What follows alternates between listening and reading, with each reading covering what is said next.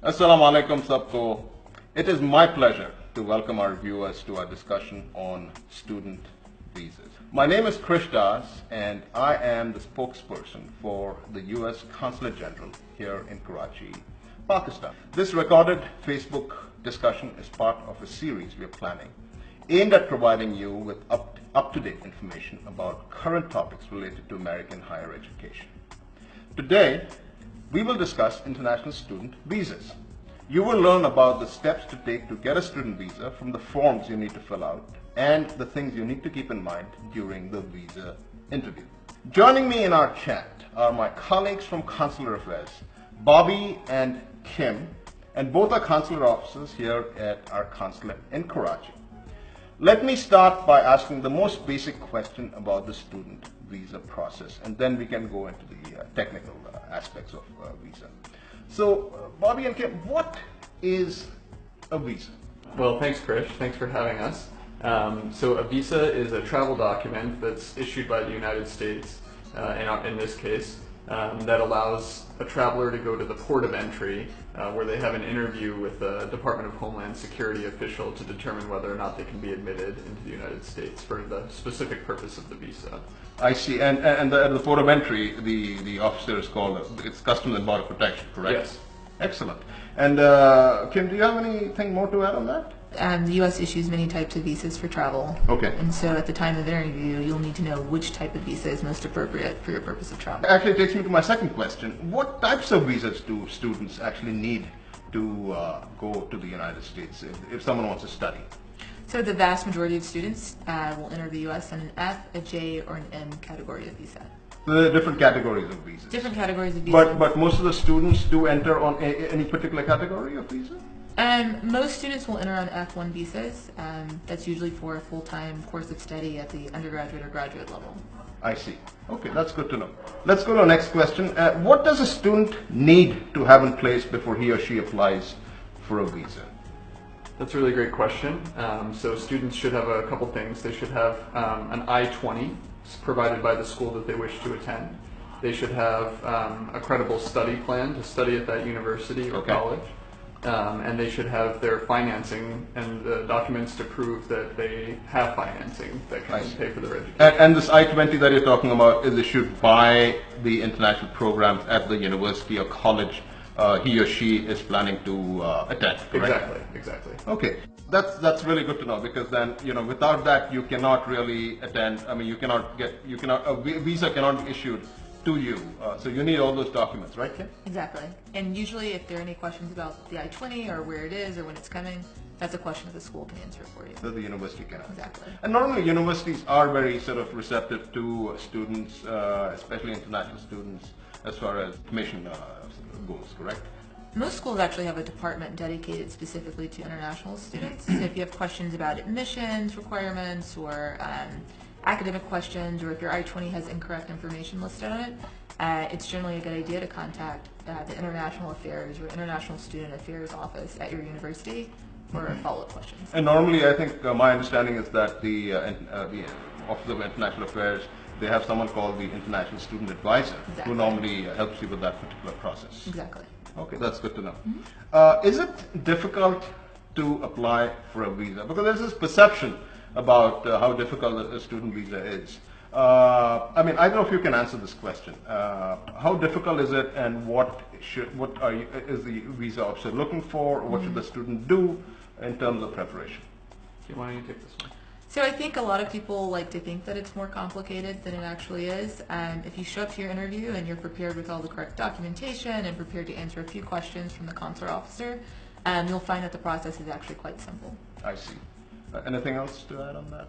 No, just it's really about you and your travel plan, your study plan. So you should make sure the student should make sure that they've really thought through what they're going to do, how they're going to finance their education, and have all their documents in order. I see. And that leads me to my next question. When is the right time to apply for a visa? Is there a particular time of the year? I mean, is it during the fall or during the spring or summer? I mean, when is it? So the answer is as early as possible. Okay. Sometimes things happen and cases take a little bit longer than the normal processing time, so it's best to get your application in as early as possible. Okay. With that being said, students aren't eligible to apply until they have an I-20 issued by a university. So generally the process goes that you apply, and then if you're accepted to the university, then you get the I-20, and then once all of that has happened, then the student can apply for the visa. I see. But also my understanding is that, sometimes the I-20 comes like 20 days before the school starts, or sometimes it comes, 3 months before. Now, so there's no sort of time frame that, they have to have a minimum number of days that they have to apply for a visa, is there? There's not a minimum number of days beforehand, but you want to make sure that you've checked the interview schedule at the consulate or the embassy where you want to apply. There are different wait times in different missions around the world. So you might find that here in Karachi there's no wait time and you can get an interview the next day. Okay. You might find in Islamabad that there's actually a long wait time and it takes a week to get an interview or 2 weeks to get an interview. The busy season for student visas is normally over the summer. Students will receive admissions decisions April or maybe May, and then after that they'll have to wait for their I-20 to arrive. So we find in Karachi that most students apply for student visas for the fall, somewhere in the summer months, maybe June or July, which allows sufficient time for processing, time to get an interview if they need one, time for follow-up documentation to be submitted. So they can give it maybe, a couple of months before they actually intend to start classes. Right. That's best case scenario. Which makes all the sense, and what you said earlier, that they should apply early, as early as possible. As early as possible. So the key is to apply early.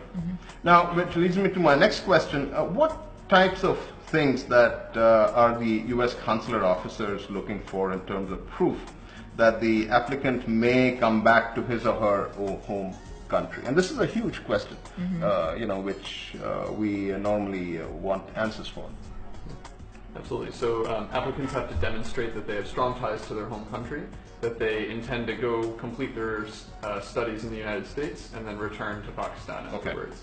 Students have to present a credible study plan. If you have a case where maybe the person is applying for a program that they're not qualified for, like a university degree that requires a high school education, but the applicant doesn't have a high school education, or a master's degree that requires a university level education, but the applicant doesn't have a university level education.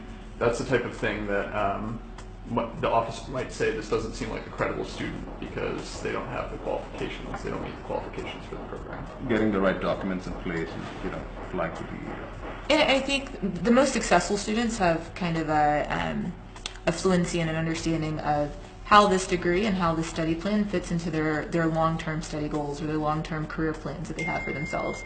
Maybe they had a few different schools to choose from, and this school allowed them to specialize in a certain area of chemistry or finance that they're particularly interested in. So successful students will be able to discuss that interest, discuss that school choice, and how that makes sense for their long-term life goals. How can a person prove that he or she can afford to attend a particular school in the United States? It comes back to the question of finances, basically. Great question. Students do this in a number of different ways, and no one interview will look the same for every student. I think some students will have demonstrated on their I-20 that the school is providing them with scholarship or some other type of financial aid. Some students are paying for the full cost of tuition out of pocket, and maybe their family members are sponsoring them, and they'll be able to demonstrate in the interview what types of support they can expect from their family and what that looks like in the form of student loans, family loans, maybe savings. So you have a lot of different options for funding education, and you just need to be able to demonstrate during your interview which type of funding you plan to use for your degree. And also, I think the I-20 is not issued by the university or college or the institution unless they demonstrate that they have the financial capacity to attend that particular school, correct?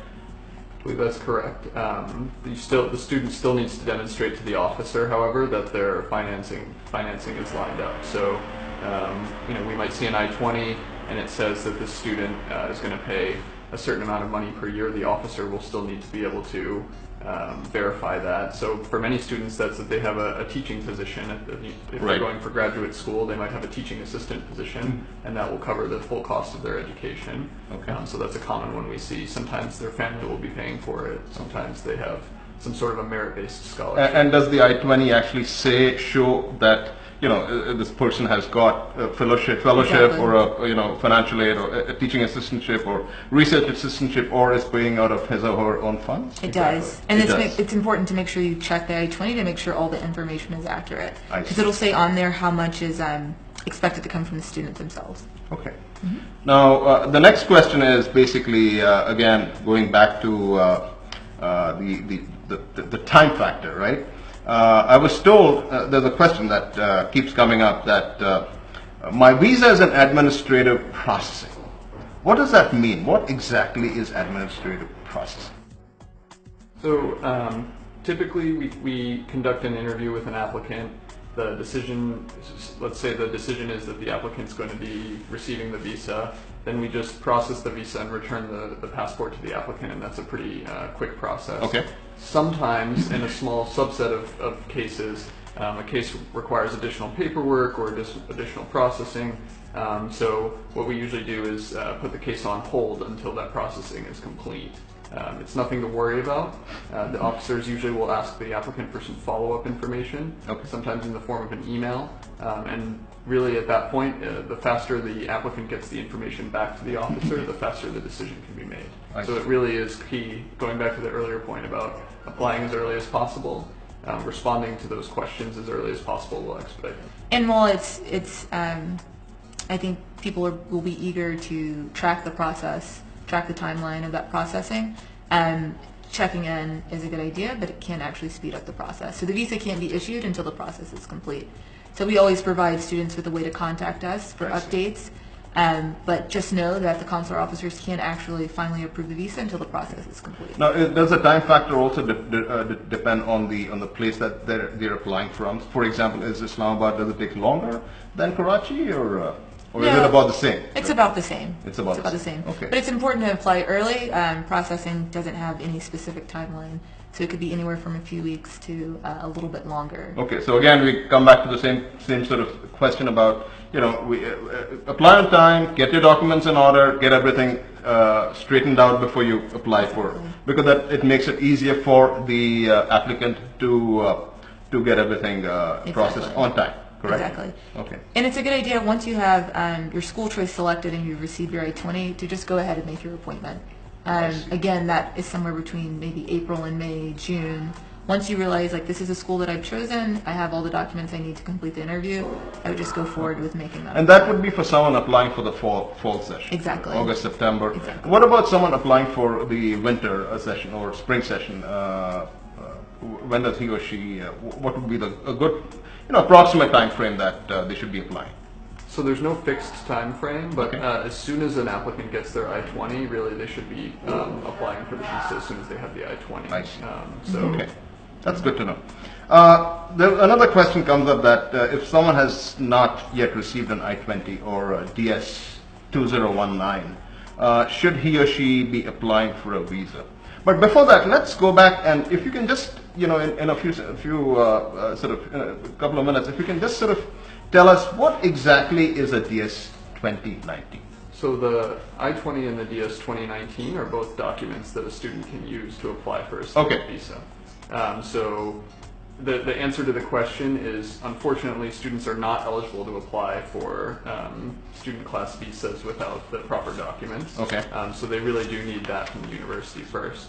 However, they can go to the website, which is ustraveldocs.com/pk. Okay. And there's plenty of information there about the exact requirements for the different visa classes. And we do recommend that students check that website first before contacting or applying for a visa, because that website will have all the information that they Okay. need. Could you please repeat the website again Yeah, for our viewers? Yeah, it's ustraveldocs.com/pk, PK for Pakistan.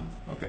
And also, I think there's another website that is part of through the State Department, the educationusa.state.gov, that I think talks about the application process for U.S. higher education. I think it goes into the universities you could apply to and the whole process of how to go through the application. Yeah, they have really great information, general information for international students. Okay. The website we were talking about, the .pk website, is specifically for Pakistan. I see. Okay, Yeah. that's good to know. And just to add, the reason why those documents are so important for us to conduct our interview is because they have so much information about your program of study and who is funding it. The university name will be on there, the start date will be on there, the cost of attendance will be on there, and those are documents that you'll take with you once you have your passport and visa together Okay. to the point of entry to present to the CBP officer who will be there at the border. Okay, the Customs and Border Protection. Custom and Border Protection, Officer. exactly. Yeah. Now, I think this has been a tremendous chat, actually, or rather discussion session. Do you have any other tips for prospective students? I mean, any advice or guidance that you could provide? Yeah, just that we view the student exchange between the United States and Pakistan as a core part of the relationship between the two countries, and we encourage students to apply. And as always, just if a student comes and is honest with the officer, has their documents in order, that's the best way to pursue the visa. And that's the key, absolutely. Yeah. How about you, Kim? Any thoughts? Just to not be nervous. It's supposed to be just a conversation about your travel plans. By the time the student reaches the consular officer, they've been in this process for many months, and I'm sure they've given it a lot of time and thought and effort about what they want their future to look like. So generally speaking, the consular officer just wants to understand how they reached the decision to attend certain schools or certain programs and how they plan to pursue that program in the future. And so if they can talk about that credibly, they should be fine. As you both of you rightly mentioned, it's basically students are student ambassadors. It's all about creating the mutual understanding between our two countries. Well, that brings us towards the end of our talk. This has been really enlightening, and thank you so much for your time, Bobby and Kim. Thank you. It's been truly a pleasure, and unfortunately we're running out of time.